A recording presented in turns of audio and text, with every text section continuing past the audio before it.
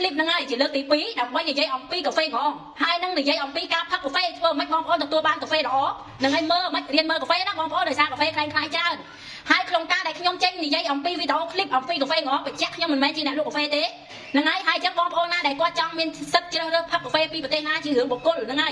ហើយបងប្អូនដែលចង់លក់កាហ្វេពីផលិតផលខ្មែរជប៉ុនកូរ៉េអាមេរិកឥណ្ឌូនេស៊ីម៉ាឡេស៊ីជារឿងបុគ្គលអ្វីដែលខ្ញុំផ្ដោតធ្វើវីដេអូនេះគឺដើម្បីផលប្រយោជន៍ដល់បងប្អូនដែលកំពុងតែហូបកាហ្វេប្រើប្រាស់កាហ្វេងងនិងបងប្អូនដែលអ្នកលក់ឲ្យគាត់ដឹងថានេះកញ្ចប់កាហ្វេនៅក្នុងដៃនេះ1 2 3នេះកាហ្វេងងនេះ3ព្រោះពណ៌តក្រូចពណ៌ខ្មៅនេះបងប្អូនក្រុមហ៊ុនតែមួយទេខ្ញុំបញ្ជាក់គាត់ថាពណ៌តក្រូចនេះគឺវាទៅដល់គោច្រើនហើយប្រជាជនវៀតណាមគេច្រើនប្រើពណ៌តក្រូចហើយពណ៌ខ្មៅនេះកាហ្វេច្រើនហ្នឹងហើយវាខុសគ្នាតែប៉ុណ្្នឹងទេអញ្ចឹងបងប្អូនត្រូវចេះមើលនេះហ្នឹងហើយផលប្រយោជន៍ព្រោះបងប្អូនខ្លះគាត់កំពុងតែប្រើប្រាស់គាត់ឮសូរកាហ្វេងងคล้ายកាហ្វេងងថ្មពិលហើយគាត់ដឹងឥឡូវហ្នឹងមិនថាតែបងប្អូនតែខ្ញុំក៏មិនដឹងអាណាคล้ายអាណាមិនคล้ายអញ្ចឹងបាទខ្ញុំសុខចិត្តចំណាយពេលធ្វើវីដេអូនេះចែកជូនដល់បងប្អូនដែលកំពុងប្រើប្រាស់បងប្អូនហូតកញ្ចប់មកមើលកញ្ចប់ដែលបងប្អូនកំពុងប្រើប្រាស់ហ្នឹងដូចជាលក់នៅក្នុងប្រទេសគេអត់ឥឡូវមើលទាំងអស់គ្នាមើលយឺតណាមើលយឺតហើយបងប្អូនកុំសួរថាបងអាហ្នឹងคล้ายឬកុំคล้ายខ្ញុំឲ្យមើលនេះមើលនៅលើដៃខ្ញុំនេះបើថាកញ្ចប់ដូចរបស់ខ្ញុំនៅលើដៃហ្នឹងផឹកទៅបងប្អូនកុំភ័យកុំអារម្មណ៍នេះបងប្អូនកញ្ចប់ថ្មីគេនេះវាមាន2ម៉ូតអានេះម៉ូតថ្មី3 in 1នៅកណ្ដាលមាន Q មាន Classical សេរីចាស់គេមាន Q តែអត់ Classical ហើយវាមាន3 in 1នៅគៀនហើយឥឡូវអាពណ៌តក្រូចនេះក៏វាចេញមកសេរីថ្មីនេះវាដូចអាខ្មៅអញ្ចឹងហ្នឹងនេះអាខ្មៅនេះដូច3 in 1នៅកណ្ដាលហើយអាសេរីថ្មីពណ៌តក្រូចនេះ3 in 1នៅកណ្ដាលហើយមាន Classical ដូចគ្នាអញ្ចឹងមើលខ្ញុំដាក់ឲ្យយឺតបើមានកញ្ចប់ដូចខ្ញុំនៅលើដៃទាំង3ហ្នឹងបងប្អូនបន្តទិញផឹកទៅណាបងប្អូនអត់អីទេហ្នឹងហើយបងប្អូនមកចូលចិត្តរសជាតិក្លិនហ្នឹងហើយបងប្អូនចង់ហូបបន្តហូបទៅនេះខ្ញុំដាក់ឲ្យចិត្តមើលបងប្អូនមើលហ្នឹងហើយមើលដូចអត់ណាមានតែ3ហ្នឹងឯងខ្ញុំដើររត់ទិញអស់ហើយនៅក្នុងប្រទេសវៀតណាមមាន3ម៉ូតហ្នឹងអាសេរីចាស់គេរបៀបនេះអាសេរីថ្មីគេរបៀបនេះហើយអញ្ចឹងមើលទៅខាងក្រោយវិញបងប្អូនមើលត្រឡប់ទៅខាងក្រោយនេះខ្ញុំយកអាពណ៌តក្រូចហ្នឹងបានហើយបងប្អូនមើលនេះអាសេរីចាស់គេចេញនេះខែ11ស្តង់ដារខែ11 2025នេះបងប្អូនសេរីចាស់គឺវាមាន3 in 1នៅខាងចុងនេះបងប្អូនមើលហើយវាមាន Classical នៅនេះទេហើយ3 in 1នៅនេះវានៅកណ្ដាលទេហើយអញ្ចឹងសេរីថ្មីគេClassical នៅចេះមាន Classical នៅចិត្ត Q ហើយ3 in 1នៅកណ្ដាលនេះបងប្អូនមើលសេរីថ្មីចេញខែ10ខែ1នេះចេញខែ1 2026នេះបងប្អូនឲ្យដោយសារគេខ្លាចឥឡូវនេះគេវាយត្រាទៀតណាគេច្បាស់លាស់ណាគេវាយត្រានៅលើថ្ងៃខែហ្នឹងរត់នេះអសរក្រហមហ្នឹងហើយគេមាន scan QR អីចឹងណាហើយដល់ខែ12នេះបងប្អូនសេរីថ្មីអាពណ៌ខ្មៅនេះគឺគេនេះខែ12ក៏មានដែរមានអសរ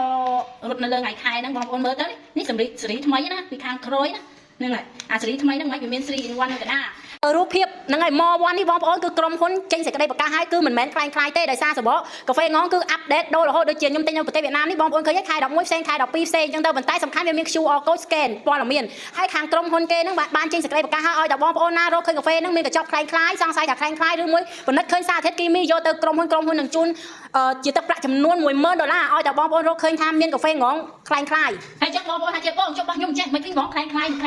្ញុំអត់ហ៊ាននិយាយទេបងប្អូនអញ្ចឹងមើលទៅបើមានតែអ្វីណាដូចរបស់ខ្ញុំកាន់ដៃហ្នឹងផាត់ទៅបងប្អូនតែផាច់អីក្រុមហ៊ុនកាហ្វេងងនេះខ្ញុំប្រាប់បងប្អូនល្បីណាស់ហើយឈរជើងច្រើនឆ្នាំហើយនៅក្នុងប្រទេសវៀតណាមមិនមែនទៅតែនេះណាហើយរោងចក្រគេធំណាស់បងប្អូនផលិតស្តង់ដារអន្តរជាតិមានច្រើនសាខាណាតែគ្រាន់តែប្រជាជនវៀតណាមនិយមផឹកពណ៌នេះ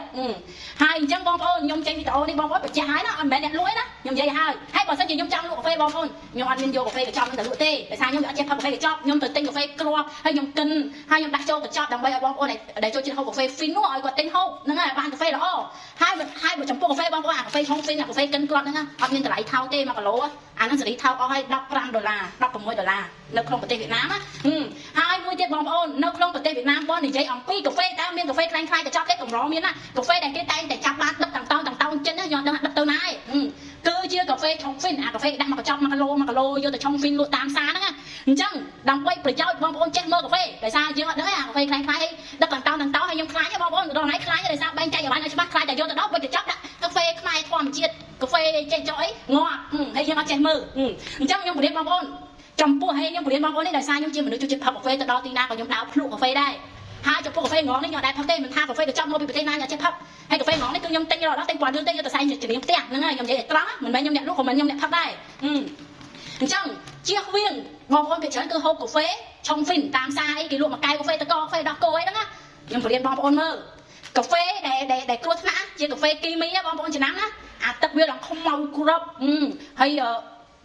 វាយទឹកដោះគោនៅល្អដូចភក់អីជាបានជាបងប្អូនកុំផឹកឲ្យសោះព្រោះដោយសារកាហ្វេហ្នឹងធានា 100% គឺ ប្រឌិតមានលាយសដៃសៀងលាយពោតលាយក្លិនលាយមេអីច្រើនមកណាហ្នឹងហើយអាកាហ្វេឆុងហ្វីនហ្នឹងប្រយ័ត្នគ្រោះថ្នាក់បងប្អូនហើយកាហ្វេដែលល្អដែលបងប្អូនគួរតែហូបគឺកាហ្វេប្រចាំថ្ងៃបងប្អូនគួរហូបកាហ្វេម៉ាស៊ីនកាហ្វេគេកិនយើងទៅឈរមើលឃើញគេកិនក្របភ្លាមៗបងប្អូនហូបទៅអានឹងល្អដល់សុខភាពដែរហើយបើសិនជាបងប្អូនអត់មានសមត្ថភាពចង់បងប្អូនតែទិញកាហ្វេឆុងហ្វីនយកទៅហូបតាមផ្ទះហើយបើនៅវៀតណាមគេលក់របៀបដូចថាយើងទៅទិញគ្រាប់1គីឡូតែ60000ទេបងប្អូនយើងទិញ1គីឡូហើយយើងកិនវាឲ្យម៉ត់ហើយយើងឈរមើលហើយយើងយកមកផ្ទះយើងឆុងម្ដងតិចយើងឆុងលក្ខណៈតាមផ្ទះជាហ្វីនផឹកដោយសារយើងអត់មានម៉ាស៊ីនគឺយើងទិញរបៀបហ្នឹងហើយសំណុំពរឲ្យបងប្អូនអ្នកលក់កាហ្វេនៅខ្មែរគួរតែមានដាក់ទូម៉ាស៊ីនមានគ្រាប់ឲ្យកិនជាគីឡូឲ្យបងប្អូនយើងបានផឹកកាហ្វេសុទ្ធហ្នឹងហើយព្រោះដោយសារកាហ្វេឆុងហ្វីនឥឡូវគឺវាយចេញខ្លាំងច្រើនណាស់ដោយសារប្រទេសវៀតណាមចាប់បានដឹកទៅណាទាំងទូទាំងឡានរាប់រយតោននេះបងប្អូនចាប់បានស្ទើររាល់ឆ្នាំហ្នឹងហើយអញ្ចឹងខ្ញុំចេញវីដេអូនេះជាប្រយោជន៍ដល់បងប្អូនឲ្យចេះមើលកាហ្វេហើយចំពោះកាហ្វេកញ្ចប់មិនថាមកពីប្រទេសណាសម្រាប់ខ្ញុំបងប្អូនដោយសារខ្ញុំធ្លាប់ហូបកាហ្វេសុទ្ធហ្នឹងហើយខ្ញុំតែងតែហូបកាហ្វេសុទ្ធដល់ខ្ញុំទៅប៉ះកាហ្វេកញ្ចប់គឺខ្ញុំអត់សូវចេះហូបទេហ្នឹងហើយកាហ្វេកញ្ចប់ភាគច្រើនខ្លាំងណាស់បងប្អូនហូបហើយពិបាកគេហ្នឹងហើយពិបាកគេអញ្ចឹងបើបងប្អូនដូចថា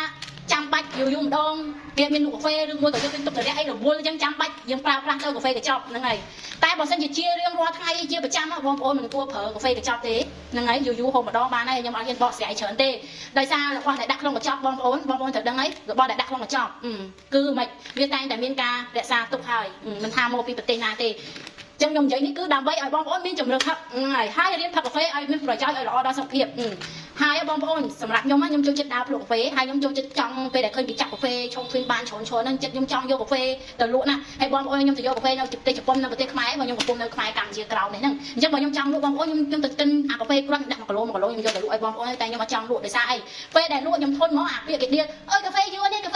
ផឹកអញ្ចឹងបើខ្ញុំអត់ចូលចិត្តទេចំណេញប្រហែលខ្ញុំខ្ជិលលក់ពេលខ្លះយើងចង់ឲ្យបងប្អូនបានកាហ្វេល្អផឹកយើងសុខចិត្តយកអាវ៉ាន់គេដែរប៉ុន្តែយកអាល្អដើម្បីលក់ឲ្យប្រជាជនខ្លួនឯងផឹកឲ្យមានតែយកអាអន់ផឹកឯងចរិតខ្ញុំបើខ្ញុំលក់អាវ៉ាន់អន់ខ្ញុំអត់លក់ហ្មងហើយដូចកាហ្វេងងនេះតាំងពីផ្ទុះបងប្អូនគេសំណុំពរឲ្យខ្ញុំទៅយកមកលក់ខ្ញុំអត់លក់ទេព្រោះខ្ញុំអត់ចេះផឹកអស់ខ្ញុំលក់អីខ្ញុំដឹងថាកាហ្វេកញ្ចប់វាមិនសូវល្អខ្ញុំអត់លក់ហ្នឹងហើយគឺអត់លក់ហើយបើខ្ញុំទៅលក់បងប្អូនខ្ញុំយកបានតម្លៃធូរទៀតខ្ញុំអត់លក់ហើយបងប្អូនជាច្រើនតែគាត់អាសាទិញអាវ៉ាន់ខ្ញុំតាម Facebook អីគាត់ថាបងអាវ៉ាន់ជួយយកកាហ្វេនោះមកលក់ខ្ញុំគាត់ឆាតមកខ្ញុំអត់ទៅយកទៅលក់ទេខ្ញុំយកមកលក់ទេអញ្ចឹងបងប្អូនចាំណាtrongវីដេអូចំពោះកាហ្វេតកកាហ្វេតាកូឆុងហ្វីនបើល្អទឹកខ្មៅក្របបងសូមបងប្អូនកុំទិញអីសោះហើយបើបងប្អូនរៀងមានសមត្ថភាពហូបទៅកាហ្វេម៉ាស៊ីនកាហ្វេឆុងក្របមិនថាគេលក់នៅកន្លែងណាយកពីប្រទេសណាល្អដូចតែគ្នាហើយបើសិនជាបងប្អូនចង់ទិញកាហ្វេលក្ខណៈយកទៅឆុងតាមផ្ទះអត់មានម៉ាស៊ីនបងប្អូនទិញជាក្របហើយឲ្យគេកិនឲ្យម៉ត់ហើយយើងមើល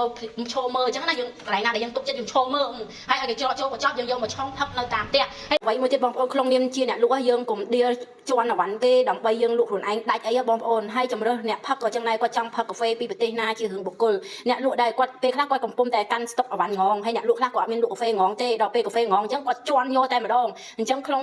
នាមជាអ្នកលក់បងប្អូនលក់ដោយក្រមសីលធម៌ហ្នឹងហើយក្នុងនាមជាប្រជាជនខ្មែរដូចគ្នាជាអ្នករស់ស៊ីដូចគ្នាហ្នឹងហើយបងប្អូនកុំឆ្លៀតឱកាសឃើញគេវាយបហាកាហ្វេងងបងប្អូនសម្រុកជន់យកខ្ញុំនិយាយនេះខ្ញុំមិនមែនជាអ្នកលក់ទេប៉ុន្តែខ្ញុំឃើញអ្នកលក់មួយចំនួនខ្លះហ្នឹងហើយ share វីដេអូខ្ញុំហើយដាក់រូបសោចអីទៅប្រម៉ូទលក់កាហ្វេខ្លួនឯងអញ្ចឹងកុំធ្វើអញ្ចឹងបងប្អូនពាក្យថារស់ស៊ីគេក៏ចង់បានលុយយើងក៏ចង់បានលុយដែរគ្រាន់តែថាខ្ញុំសំណូមពរឲ្យបងប្អូនយើងខ្មែរទាំងអស់យើងទិញអវ៉ាន់ពីប្រទេសណាដល់ចូលបងប្អូនពិនិត្យគុណភាពឲ្យខ្លាំងមុននឹងយកមកលក់ចែកចាយនៅក្នុងប្រទេសយើង